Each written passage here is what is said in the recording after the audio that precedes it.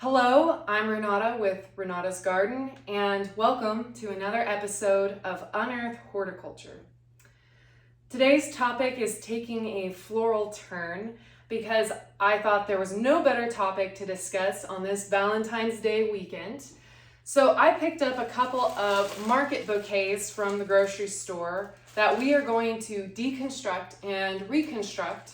And I'm just going to give you a few pointers on how you can take these market bouquets that you may have received from a significant other and turn them into something that's a little bit more elevated and elegant. All right, so market bouquets are just that. They are bouquets, and they're not necessarily intended to look as good as they do in the plastic or paper when they are placed in the vase. You know, you've maybe seen it before where you've taken something like this or this and it looks just fantastic, you know, from the top. And then you place it in a vase of water and they just lose dimension, they lose texture, and they don't look just as great. You know, and market bouquets aren't intended to go into a vase of water without being arranged. They are arranged like this so that when you are walking by the floral section in the grocery store, all of the flowers can be seen from the top, just like so. And when you take something that's two-dimensional and put it into a vase or arrangement that's supposed to be three-dimensional, you lose a little bit of that quality and that look.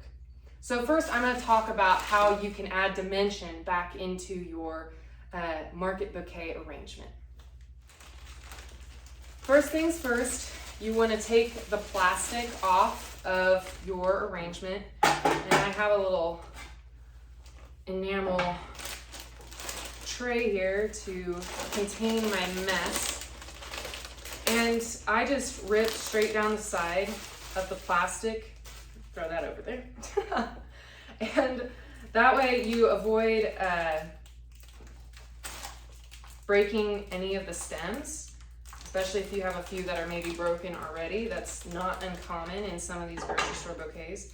You might notice that in the arrangement you have a little packet of floral food, and that's important to hang on to keep your flowers living a long time. All right, so take a look at this, right? So these are dyed mums. They were originally white, and you can see that their leaves are looking pretty bedraggled. And you wouldn't want to just stick this in a vase and be done with it because you'd lose a lot of the quality of the flowers that are there. So go ahead and remove the rubber band. It's always important to have a good sharp pair of snips to cut through all kinds of materials when you're working with flowers. So I'm just going to go ahead, and this is the part where you might feel like freaking out, but I'm going to go ahead and split these all apart here so that I can see the individual stems. And that way I can take stock of what's broken, you know, and it's a little bit of a mini processing step. So I'm gonna go get a container of water so I can finish processing these flowers. Okay, so I'm going to actually put this plastic here so I don't ruin this wood table. Arranging flowers can be a wet job. Put those back there. Okay, so I've got my water and my tool, and likely by the time the flowers have made it to you, they've been in and out of water quite a bit. And so it's going to be important that you give the stems a cut to let these flowers live longer and prevent them from getting what's called an air embolism. And that's just what happens when air and gas can get into the stem of the flower and it causes a blockage. So the stem can't take up water anymore, and that can cause your flowers to wilt faster. So I'm just gonna take a good 2 inches to start off of the flowers, each stem, and then I'm gonna place them directly in the water and kind of sort the colors as I go. And if you have any gross leaves, now is a time to remove those, you know, strip those away from the stem.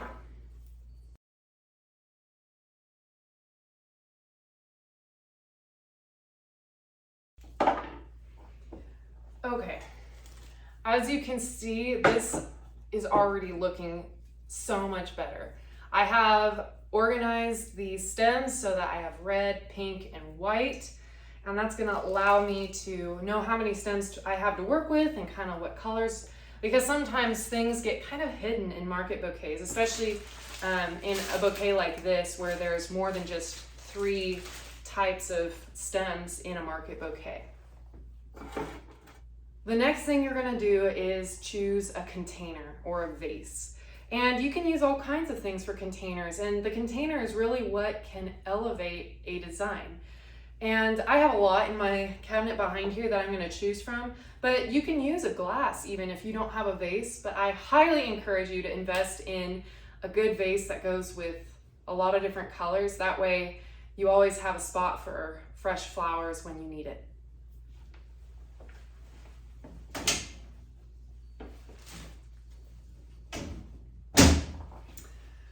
Okay, so I've chosen this nice depression glass vintage vase, and I really love it because it's pink and it matches some of these mums here, and it'll give a nice sweet Valentine's Day look.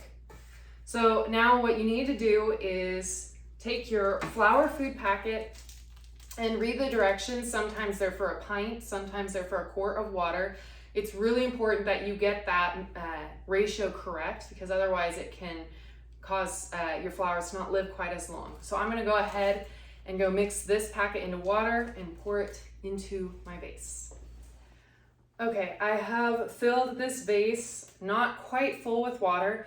Remember, when you add flowers, it's gonna displace some volume of water. So it's always good to start with a little bit less, and then you can always go back in and add more water after you finish the arrangement. So I'm gonna go ahead and get going here. I placed the vase in this dish so that it doesn't get water around everywhere. And I'm gonna let you in a little tip, and that is the shorter you cut the stems on flowers, oftentimes the longer they live in arrangements. And that's just because there's less room for air embolisms to occur in the stem. So that's just something to keep in mind. If you have an arrangement with really long stems, oftentimes it's a sign that it was an expensive arrangement, because not only did the flowers go through production and get cut that few of times down the production line, but you also have really fresh flowers.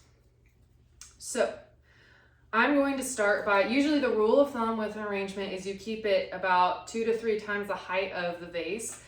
Mums, I really like to stick with a roundy moundy design because they just lend themselves to that. In nature, mums are that shape.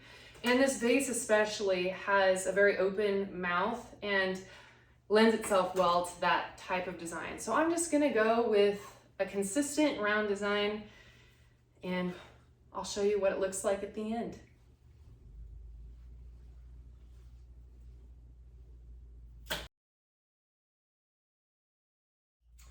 All right, as you can see, I have completed my mum design, and it's pretty cute.